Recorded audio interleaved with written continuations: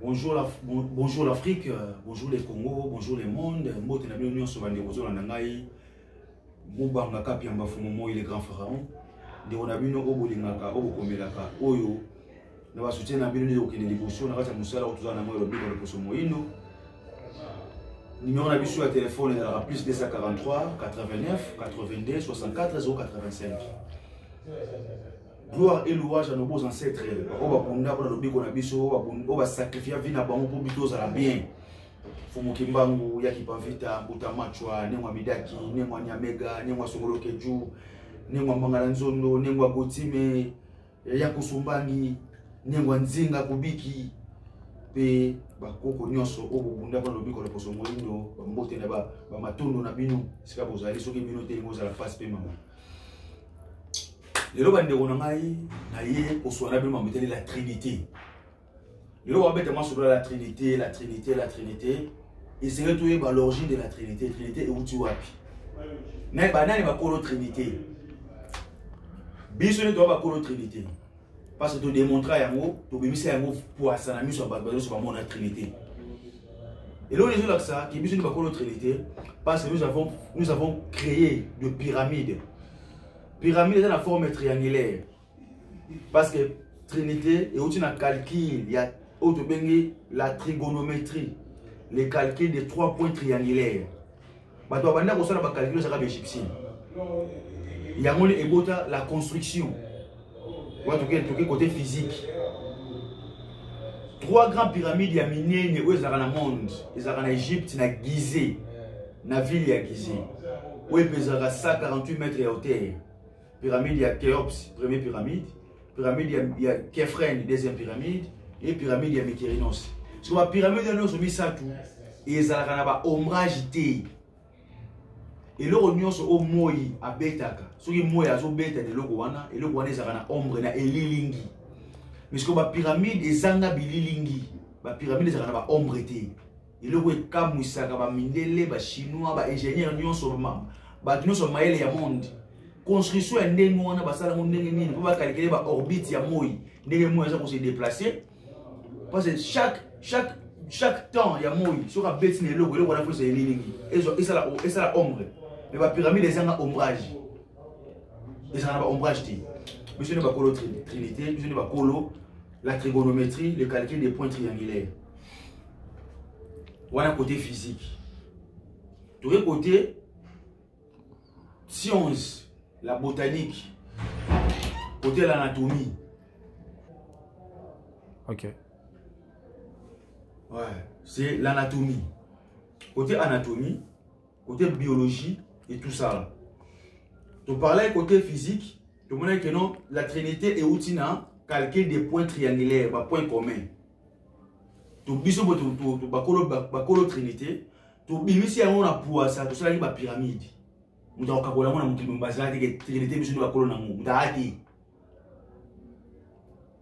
que tu le côté physique, tu es côté la science botanique.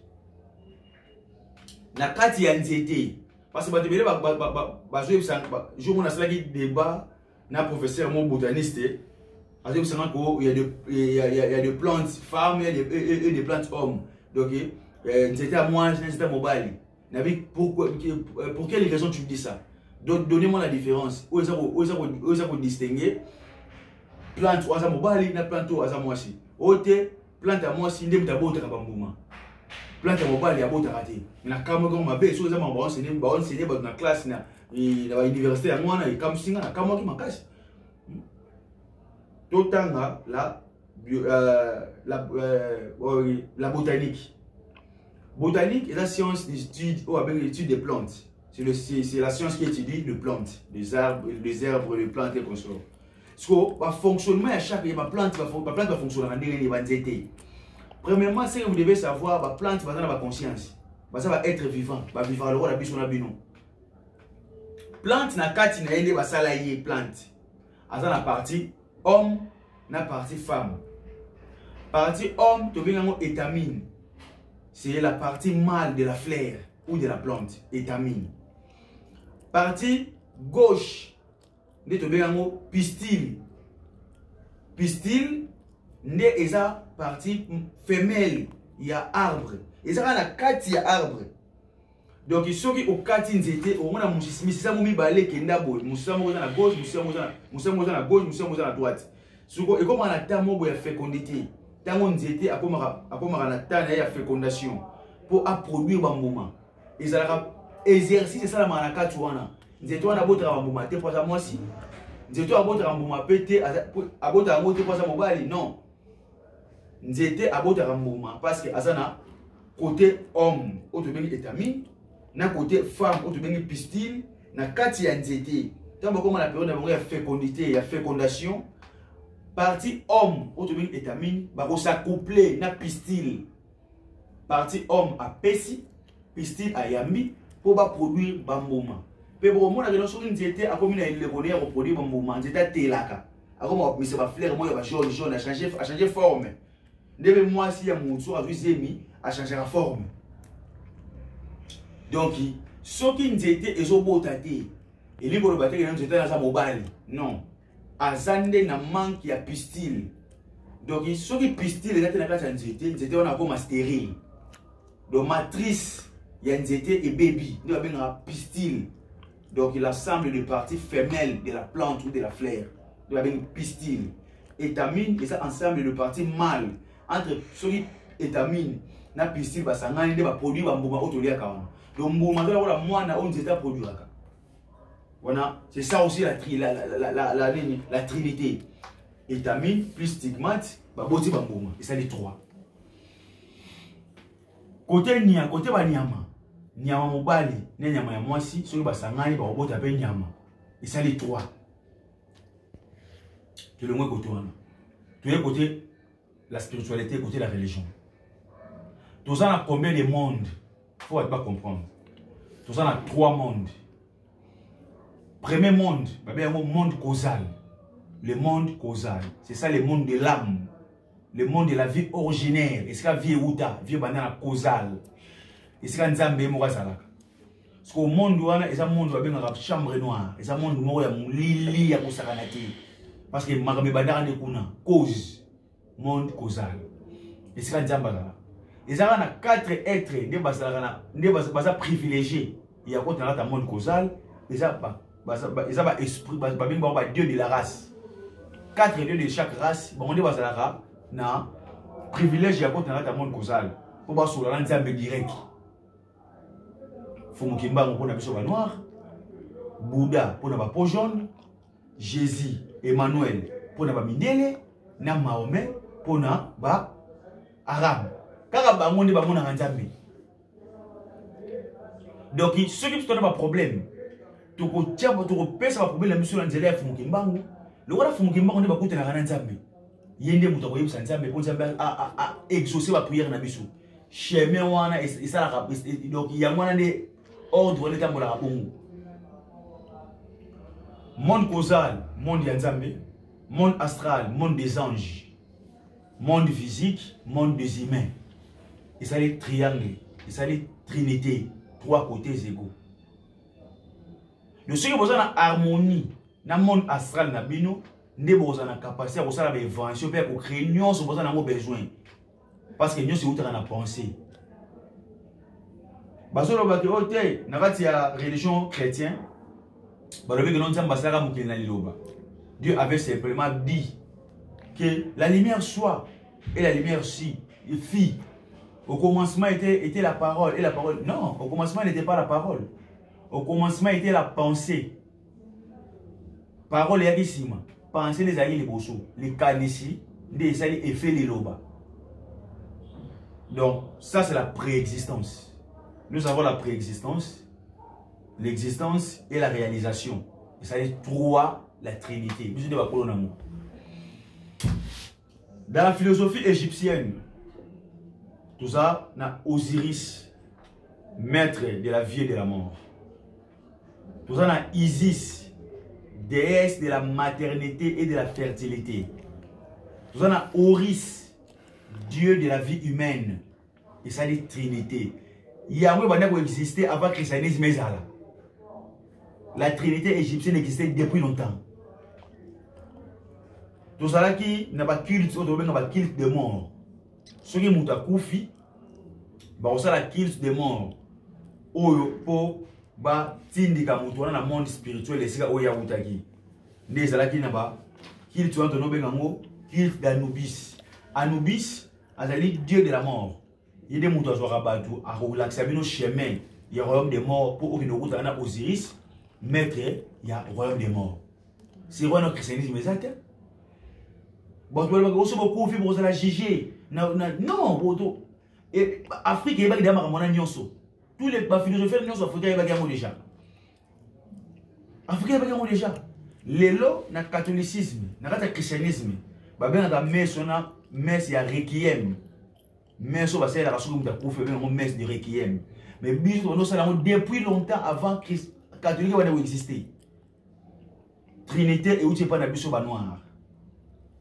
Bah on va miyibi ba voler ba yibi idéologie africaine donc là to bunga ki to kisino ba repère to tena ki bo umu l'esclavagisme to perda ki ba donner des ba ba biloko ba mettre lelo ba mo parler la trinité on va yebi mutu na makona ngoti.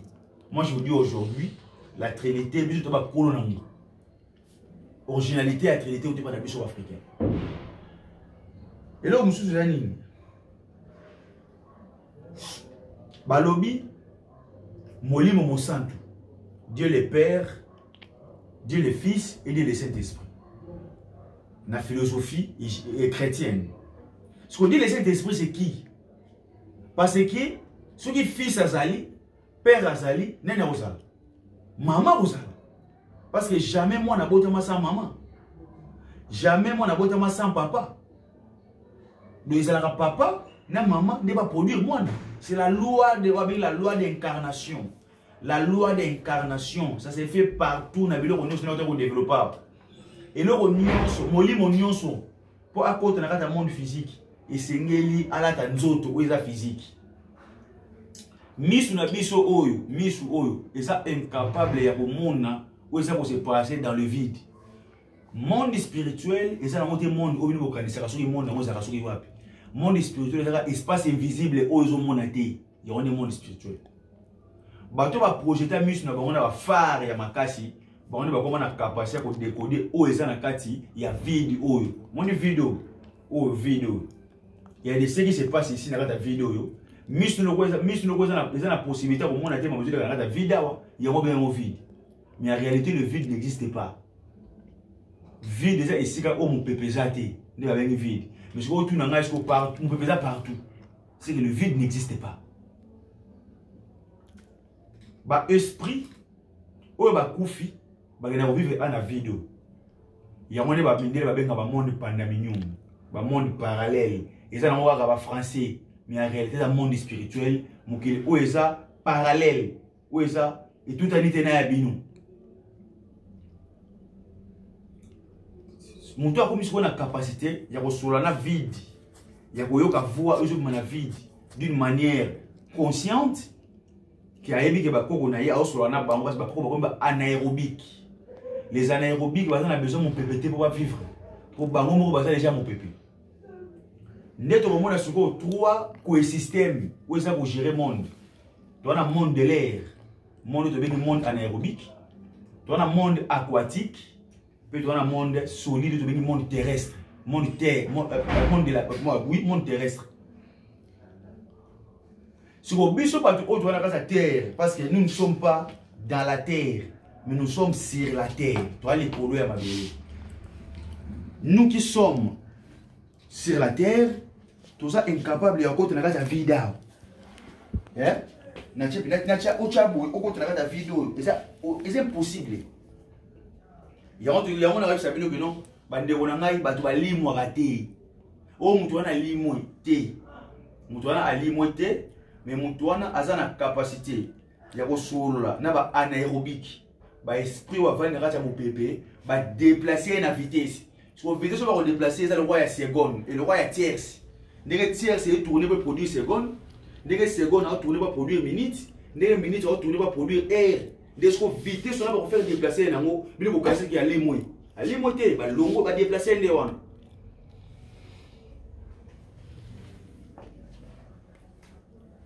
mbisi na mai amona mai te. Soki mbisi aleli amona mai ya misu na ye. Soki ndenge yo mutu omona pe mu pepete. Donc soki mbisi wa vivre na mai ba bimise na mukili na biso batu akoko vivre na mukili ote. Zolo na ende basala ngo ekozana incapacité ko benda mu pepe. Mu pepe ko makilo pona ye. Mbisi wana akosala gaz ako vivre ata akufa. Ndenge be zolo na biso batu. Soki ba diniso na kata mai, lokola basala biso ba matière oyo aquatique te to vivre kuna, to ko supporter ko pema mai te. Parce que mai eza mu pepa mbisi. Ndenge be biso mu pepe ba bengo atmosphère. O ba bengi couche d'air. La couche d'air. Ba bengi atmosphère. Donc mu pepe ça ba océan. To tambola kanango, mais to mona ngo te, to sentir mu pepe, mais to mona mu pepe te. Ndenge be mbisi na mai asantaka mai, mamona mai te. Ndenge ba koko na biso ba tana kata monde spirituel, ba mona ka biso, mais biso ko mona bango te parce que bango ba supérieur na biso. Ndenge biso to mona ka mbisi, mais mbisi ayebite ke mutu existaka. Mbisi ayebika ke ye mutu exister. Mais yosko mutu mona mbisi ko. Ndenge ba ancêtre ba mona ka biso. Do ba bango ba zela ka to benga bango ba ya ko yede biso. Do ba koko baza ba ndokite. Ba koko baza ba misala mabete. Ba koko baza malamu, baza na pona ko sunga biso. Musala ba koko eza pona ko sunga biso ba koko na bango to sala bien. Ba ndeko na ngai. Mais botala bozana ba poto, bozana besika bozali. Botala ba cimetière mindele ndenge zala. Ezala très propre. Et bangisa te. Pourquoi basala ba cimetière bango propre? Ba pesa ko na ba quartier, na ba kombo, na ba veni. Mais botala sko biso ba cimetière na tuni ba négliger rango. Parce que baby valeur était ya mutu. Pour na bango laisser les morts enterrer les morts. Le soki mutu akufi, akufi. Le soki losi ndoto ya koko na bino, moko na ndoto, obetela mo mutu. Eh, esprit de mort, aloti mutu akufa. Mais soki mundele aloti ndoto ya grand-mère na ya grand-père na ndoto, ils a fait jour wana. Abije aondi matere ba kufaka parce que solo na grand-mère na bango. Mais et pas na yo noir, ils a sorcellerie. Aujourd'hui, nous allons écarter. Aujourd'hui, tu as mingi tu as par rapport à la Trinité. Nous sommes la Trinité et vous avez la biso. La Trinité, c'est à nous les noirs.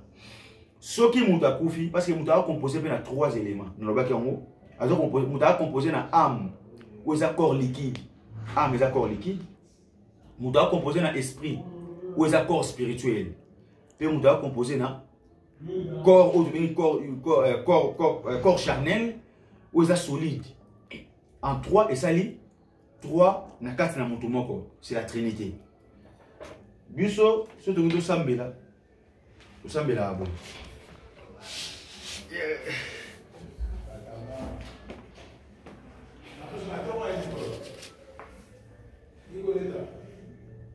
Moni so na cheboy. Na ça les prière, il y a puissance, il y a force, il y a mbokatuleni. Na ça là. Pour na bête ma bomba la message. Pour na konta contact na ba esprit au bazar na monde supérieur. Les gens connaissent na ndako na ngai na chambre na ngani na zabo. So avant muta kota, il faut toquer kokoko pour na fungulela. Donc ndenge pesa na monde na poza monde, poza monde moza munene, eza vaste. Avant ya kota ngo biso beta tutokaka. Totondi bino botondi tata mokelo abikela mobiso moyangela likolo pe na se. Mokonzi wa bakonzi yo zali molimo o eleki milimo nyonso na nguya pe na bokasi yo omizalisa ozali pe kozalaka bongo na bongo libela na libela yo yebaka o ekoya o eleka pe na o ezali libanda na o eloko ezati na tondi yo botondi fumukimbangu yo zali mobikisi national poso moyindo mungongo o bozali koyoka ezali ngai mwana na bino mubanga kapiamba pharaon na botami na tata kapiamba njila mule na meta kaninda na botami na tribi na botami na luvila ya mbujimai wana prière bandaka bongo il faut se présenter n'est-ce que tout ça c'est prière ya fox mboka tulendo moma mova vantoto kwange tulombanga vantoto santuza kuzizele kadi viongolo disakili nzibula nzailuza bana banku tola mavimpi mubabo katula kanko mia mio finama mubeto kangolo zazo finalement mon beto kwa lusadiso finalement mon beto kwa lumu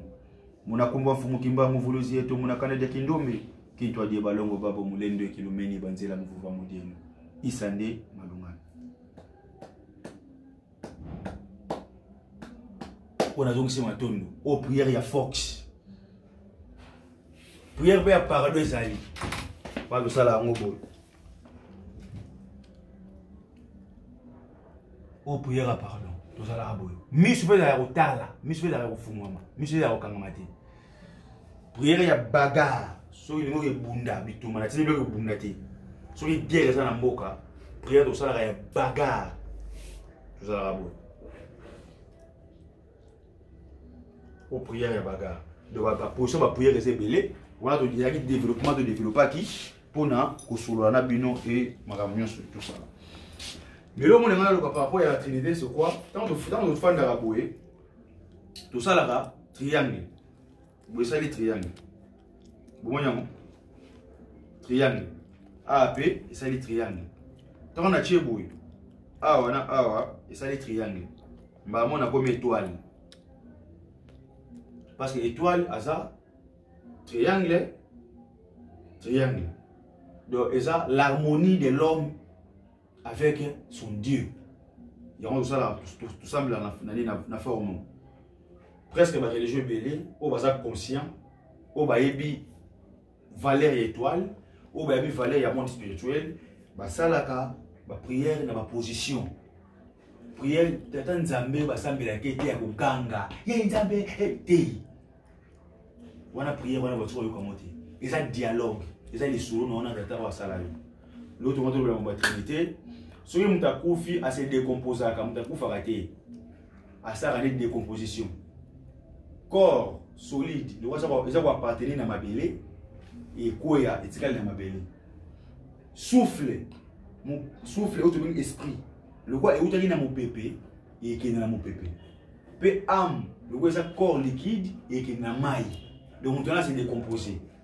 Donc ceux qui vont looker dans maille, vous rejoignez. Ceux qui vont looker dans mon pépé, vous rejoignez. Si vous avez un cimetière, est-ce que vous avez une prière de la quitte de la nécromancie? Vous avez par rapport à c'est la réalité naturelle. Vous vous abonnez à la page de la Faroka Mamubanga, plus 243 89 64 085. Vous avez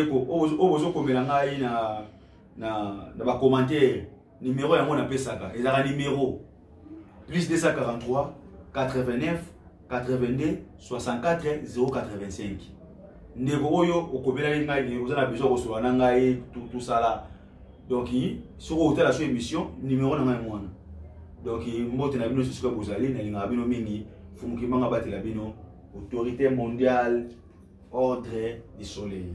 Toujours à la bien.